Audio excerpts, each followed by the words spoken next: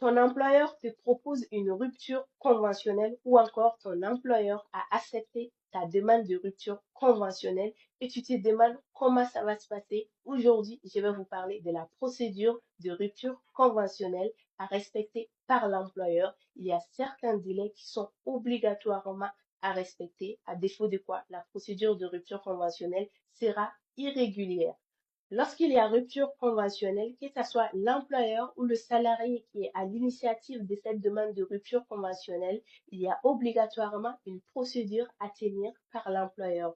Et la première étape de cette procédure, c'est l'envoi d'une convocation à l'entretien préalable par l'employeur au salarié. Et l'employeur a l'obligation de respecter un délai de 5 jours ouvrables entre la date de réception de la convocation à l'entretien préalable par le salarié et le jour même de l'entretien préalable. Donc, il s'agit d'une obligation qui est d'ordre public. L'employeur a l'obligation de respecter ces délais de 5 jours ouvrables. Donc, il doit y avoir au moins un entretien préalable lors d'une rupture conventionnelle. J'ai dit au moins parce qu'il peut y avoir, en fonction du dossier du salarié, plusieurs entretiens préalables, mais l'entretien le plus important reste l'entretien des signatures de la convention de rupture conventionnelle. Une fois la convention signée par les deux parties, il y a un délai de 15 jours calendaires à respecter à compter du lendemain de la signature de la convention. Et ce délai s'appelle tout simplement le délai de rétractation.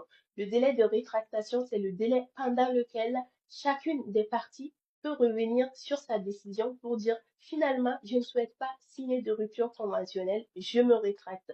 Donc, avant ce délai de 15 jours, on ne peut pas envoyer la convention pour homologation à la directe. On est obligé de respecter ce délai de 15 jours calendaire. À défaut de quoi, la convention ne sera tout simplement pas homologuée et la procédure sera irrégulière. Si à l'issue de ce délai de rétractation de 15 jours calendaires, aucune des parties ne s'est rétractée, la convention sera donc envoyée à la directe pour homologation et la directe a un délai de 15 jours ouvrables pour homologuer ou non la convention de rupture conventionnelle.